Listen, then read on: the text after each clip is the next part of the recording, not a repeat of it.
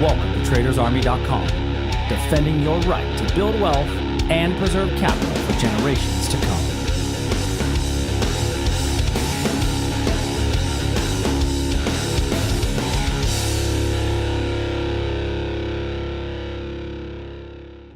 Super Bowl Sunday.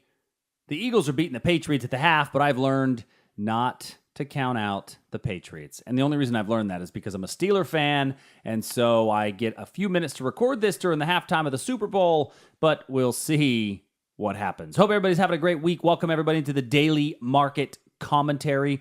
Those of you from TradersArmy.com, welcome to the weekend edition of our core market perspective. Glad everybody was able to make it in today after a, let's use the word tumultuous. Can we use that word? Tumultuous? It was a tumultuous week in the markets, and we're going to do what we do each and every day. We're going to take a look at the same 10 to 12 futures markets, give ourselves some ideas and opinions and thoughts on where we think these markets may go, and the most important thing is we never get rid of our lines. We leave our lines on the charts, holds us accountable, and there is no way that we could not cover a lot of different positions after the move that we had last week. So I didn't get a video out Friday morning. I wanted to get one out before the market started running, but was not getting one out, and so I figured I would just cover everything on the weekend edition and kind of highlight what we talked about. I did post a couple of things through Twitter, and a number of you were able to catch some of the updates that we had in Twitter, so let's go ahead and get rolling on some of that material. So first of all, from our levels from Thursday, we actually had a nice little move on Thursday off of this little long position from Thursday. So those of you that caught that little long position moved for a nice about 4-1. So that was a pretty good one. And then even this little area here on Friday, if you go down to a 15-minute chart, I had put in, hey, we met entry, but there's some really close resistance just above us. Here it was right here. And we hit that really close resistance right away. So even though this one worked for just a few points, and I talked to a couple of regular listeners that were able to pick this up on a short-term scalp, it did then eventually come back down through. So a little bit always cautious on these areas. When I've got this fair price value area just before we meet the entry, it's going to make it even that much lower of a probability. So it did move out for a little bit of a 1-to-1 trade. Some people were able to take it. If you're following me on the Twitter feed, then you see that I had said, 15-minute entry meets the entry, but we are sitting very close to that overhead resistance, and that's exactly what happened. We hit that resistance, we continue to fall. So for short-term J traders, you're able to get that one. But now we got to take it off the list, right?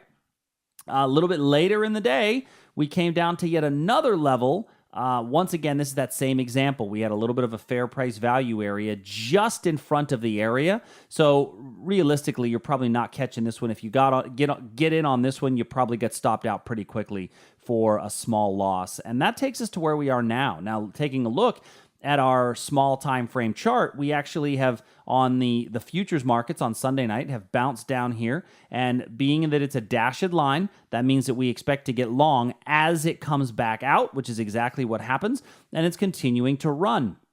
My guess is most of you were like me and didn't open up your computer as soon as the futures markets opened and missed out on this trade. I would love to say that I caught this one, didn't. Which is why it'll probably be, the lowest point the market ever reaches. I'm just kidding. But if you did happen to catch this one and you're going to go to sleep, I would right now move your stop up to break even. Frankly, that's just what I believe. We've got this tumultuous of a market.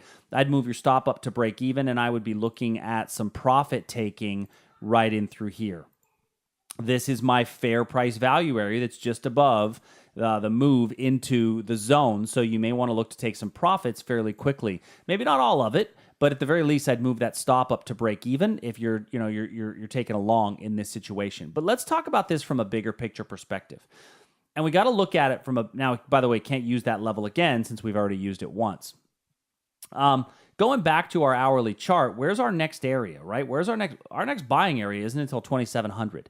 That's really the next buying area that we have outlined is 2,700. So there's a chance we could fall another 44 points just based on that number alone. Now, I've said this, I don't know if I've said it once, I've said it 1,000 times, right? Don't spit into the wind, don't tug on Superman's cape, and don't short the all-time high. We are 130-something points off of the all-time high. When you're 130 something points off the all-time high, I'm okay if you want to take a few shorts, if you want to throw a few shorts out there. So looking at the 15-minute chart, I actually like, for a decent short opportunity, the area right through here, right around 2,800 as the better opportunity. And why do I like that? Well, simply because it was a little bit of a resistance point right through here. A little bit of a support point right through here. We rallied, dropped through it, came back up to it. I think this could still serve as a reversal point in the future for a potential short. Now, once again, we're on the 15-minute time period. So anytime I'm on the 15-minute chart, I change the color because a purple line means that it's slightly less probability. So that's really what I look at from a trading perspective, right? We've got the long that we entered down in here. For some of you may have entered it, and I think that this is a good short opportunity. I don't want to play around with any of this stuff here in the middle of the move. I think when you play around in the middle, you wind up getting hurt. A very good friend of mine, Michelle, says don't diddle in the middle, and I don't want to play around in the middle of a move. So it just doesn't make any sense for me. I will, however, look at a bigger picture. And I want to look at the bigger picture for a minute. Now, I'm going to move off the ES and move to the SPX so that I don't mess with the lines that I have. But looking here at the actual SPX, the S&P 500, I'm going to look at a weekly chart. And the reason I wanted to pull to the weekly chart is right now, many people are getting nervous, very nervous, because we had our worst week in Wall Street in over 2 years, right? Maybe our worst day in over 2 years, maybe our worst week since '08 or something like that. We had a bad week. There's no getting around it. The last time that we had a week of this magnitude was, just look at the size of the candlesticks, right? We had one through here. We had one through here. And notice, though, both of those weeks, they were fairly long, drawn out, pretty strong down moves. And as we go further back, you'll see a few pretty big weeks in the midst of this big upward trend, right? The upward trend hasn't ended. There's no reason for the upward trend to end. And I would go so far as to say that we've gone up really far, really fast. I don't believe that it's inconceivable that we pull back to this region here. I don't know that we're going to get below this region here, but I don't think that it's inconceivable that we pull back to this area here. This is our fair price value area on a weekly chart. So for those of you that are a little bit concerned about the market continuing to fall, in your longer term investment style accounts, if you want to go to cash and wait for a little while, great, no problem. I could understand why you would want to do that, but I don't believe that we're going to fall below this region here. And if we do, there's another area just below it here. That's really when I would start to look at changing my bias, right? My bias right now is still going to be of the long side. Now, I will tell you, and many of you have heard me talk about this in the past, I'm a big believer that I don't want to get out of the market. I want to let my profits continue to run as long as I can. But in order to do that, I move my stop up to below the latest fair price value area. So right now, my protective stop is right in this range here. This little pullback, it could be the best thing ever, because if I get a little pullback here that simply... let's just say theoretically that we do pull back to this area. Make this red. Let's say that we theoretically get a pullback into this area before then rallying higher. Well, that would be the best thing for me, because that would allow me to take my stop loss and move it up. And in reality, that's what I want to do for my longer term positions. I want to continue to have a reason to move my stops. And it gets scary when the market goes up super fast, because it gets pretty far away from where your stop loss is. It gets pretty far away from where your protection point is. I've got some fair price areas marked off where, there's a strong sentiment that says that we're going to continue to rally up into this 3,400 range. And that's really when you'll start to see the weakness come in. But until then, there's no reason for me to change my overall still bullish bias. Okay, so I know that's a lot of time that I spent on one market, so I'm not going to spend that much time on every other market, but I did want to make sure that I dive into that pretty good. So the NASDAQ, I didn't have any levels marked off.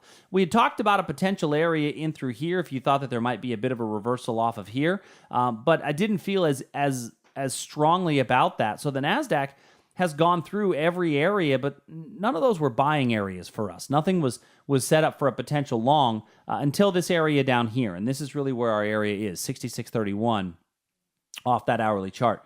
Crude oil. So let's talk crude for a few minutes. So in crude, we had a potential short setup right here. This one also hit the crude area, started to move down, gave you a little bit of movement, started to go your way, and then popped back up. So once again, this is why it's important to follow the Twitter feed. On the Twitter feed, we talked about moving that stop to break even and taking your money off the table. And if you follow us, if you follow me on Twitter, that's really going to help you a lot. It's just at Chuck Fulkerson. Find me on Twitter. It's pretty easy to do. I talk about where to move those stops and how to protect and how to do those different things. So we still have an area down here in crude that is a buying opportunity. One thing I was talking to a friend of mine about is, even though crude has shown a fair amount of strength and resiliency, we've not really seen the oil stocks following through with the same strength. And I think that partially could be because we're getting a little bit of momentum slowing in crude oil. I've talked about the slowing of momentum on the daily chart for a while, and now we're starting to see it come to fruition. So I actually, though I still have this level down here set up on the hourly, I'm not as in tune with it as I was before. I want to be very close. I want to be very closely in tune to how it comes back into the area, to the point that I'm actually going to change this to a dashed line, just simply because the bigger picture time period momentum weakening scares me a bit on this area. Now, bonds continue to fall. Bonds have continued to fall over and over. And yields may go up, but prices may go down. And so as those bonds continue to fall, we really have to start looking back to find any really strong potential buys. And so we got to come all the way back to this range. I'm actually going to come down to here. Now, mind you, we're on a weekly time period here. So this is a much, much longer time period. But I believe that bonds can fall all the way down to this area. So with that in mind, I'm going to be looking at shorts as price rallies up. The problem I've had is being able to get into some of these darn shorts as it doesn't come back up to our fair price areas where we believe to be some resistance. You've got to take the breakouts, and the breakouts have presented themselves. So as a breakout sets up, we'll take a look at it and see if we can find a decent breakout for these bond notes. The Aussie. So the Aussie tonight has gapped down into our buying area, and it's rallying up from there. So if you're in this Aussie trade, ziggy zoggy, oi, oi, oi. If you're in the Aussie trade, take it, move your stop up to break even. I'm of the ilk right now. Any longs that you have, move your stop to break even. Just make sure that it's in play. And I would look up here at our profit target, and even up here as a potential re-entry for a chance to get short. For sure as a potential short re-entry. The euro, nowhere near our entry on the euro, and I like the Aussie as a much better alternative to the euro. Canadian, so our Canadian dollar trade was also running, but once again, we put in the Twitter feed that we were coming near our overhead resistance, which we were. We hit the entry on the small time period, came up, here's our overhead resistance, touched that for a profit target, and then skadoosh, came right back down out of it. So that one worked out for a little profit as long as you were there to manage that thing. And now we don't have anything until down here, and I'd be much more apt again on this one, like I would on the Aussie, to look at a potential short right up in this area here. It's not actually the cleanest. You're actually cleaner if we go up to here. This is a more clean, a more clean area, if you will. But both are still pretty valid. Last but certainly not least, looking at the Great British Pound and the Japanese Yen.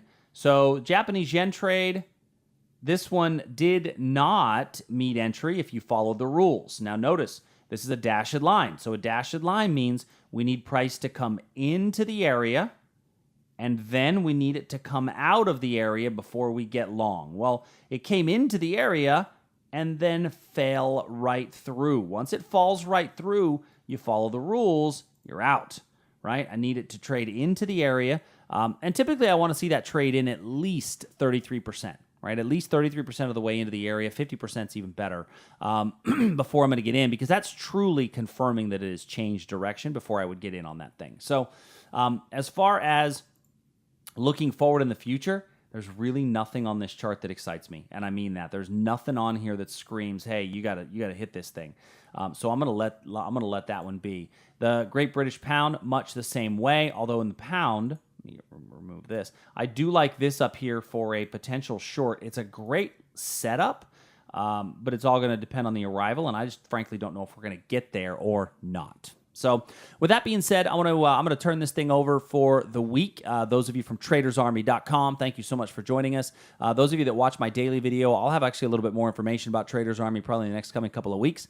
Some cool things coming on that site that I'm going to kind of work with them a little bit about some different ways to offer up a little bit of mentoring, a little bit of live trading rooms. A number of you have reached out and asked me about that, so I'll have some more details on that hopefully soon. Waiting on the programmers to finish a couple things on their side. But until next week, remember, fiercely protect your capital. I will see you all soon. Fly, Eagles, fly! Sorry, Boston fans, I gotta do it. See ya.